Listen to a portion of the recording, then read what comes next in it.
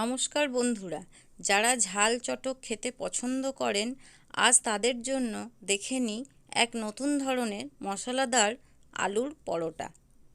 নিয়ে নিয়েছি 700 গ্রাম আটা। 1 কেজি আলু আমি সিদ্ধ করে ছাড়িয়ে নিয়েছি। 300 গ্রাম ময়দা, 3 চামচ ভাজা মশলা, 2টো লঙ্কা কুচোনো, গ্রেট করা 2 চামচ রসুন, গ্রেট করা 2 চামচ আদা, স্বাদ মতো নুন, 150 সাদা তেল, 2টো বড় সাইজের পেঁয়াজ কুচিয়ে নিয়েছি, 2টো বড় সাইজের টমেটো কুচিয়ে নিয়েছি। এবারে আমি আটাটা মেখে নেব। ময়দাটা দিয়ে দিলাম, অল্প নুন দিয়ে দিলাম, বড় সাইজের 2 চামচ তেল দিয়ে দিলাম, দিয়ে ভালো করে মেখে নিলাম। মাখা হয়ে গেলে আস্তে আস্তে জল দিয়ে ভালো করে মাখাতে থাকব।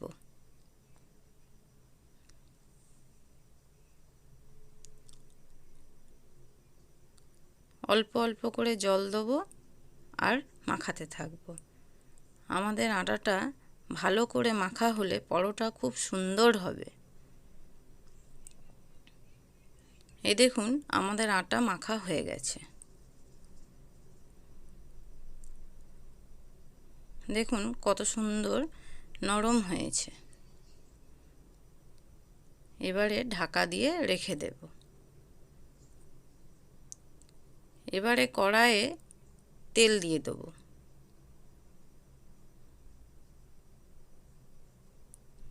পেঁয়াজগুলি দিয়ে দেব।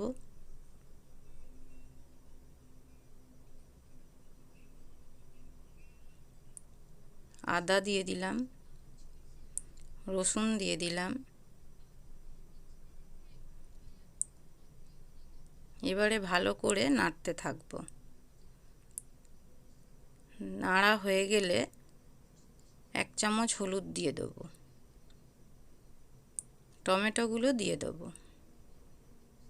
লঙ্কাও দিয়ে দেব, দিয়ে আবারও ভালো করে নাড়তে থাকব। এবারে অল্প নুন দিয়ে দেবো যাতে টমেটোটা তাড়াতাড়ি গলে যায়।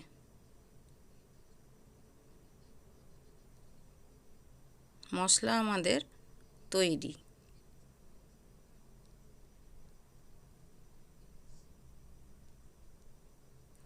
এবারে নামিয়ে নেব। আলুর সঙ্গে দিয়ে দেব, দিয়ে ভালো করে আলুটা মেখে নেব।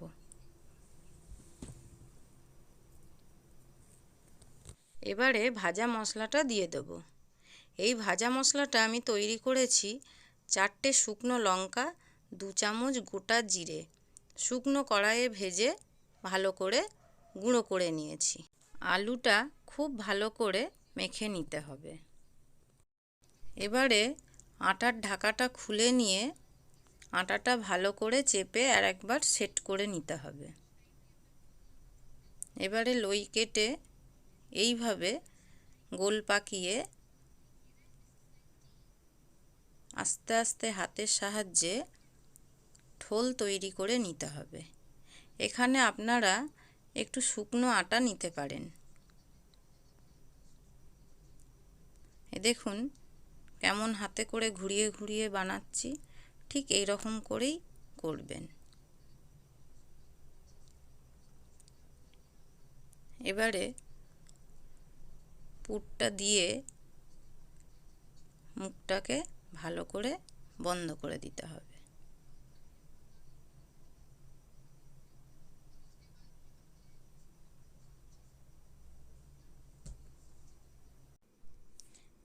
এই দেখুন সুন্দর তৈরি হয়ে গেছে। এবারে অল্প আটা নিয়ে হাতের সাহায্যে একটু ভালো করে চেপে নিতে হবে যাতে আমাদের পুরটা না বেরিয়ে যায়। এবারে আলতো হাতে হালকা করে বেলে নিতে হবে।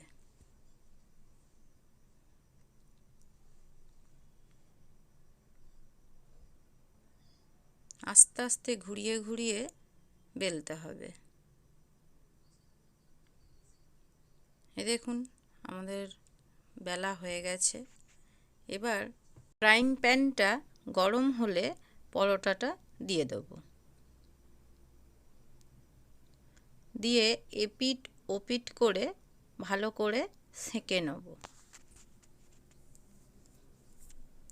সেঁকা হয়ে গেলে একটি পাত্রে তুলে নিয়ে তারপরে 1 চামচ তেল দিয়ে পরোটাটা দিয়ে দেব।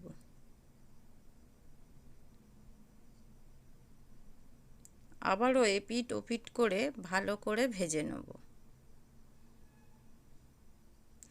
যখন এরকম ফুলো ফুলো হয়ে যাবে, ভাজাটা আমার ভালো করে হয়ে যাবে, তখন আমি তুলে নেব। এই যে আমাদের মশলাদার আলুর পরোটা রেডি। যদি আপনাদের এই রান্নাটি ভালো লেগে থাকে তাহলে প্লিজ চ্যানেলটিতে সাবস্ক্রাইব করবেন আর ভিডিওটি ভালো লাগলে একটা লাইক করে দেবেন।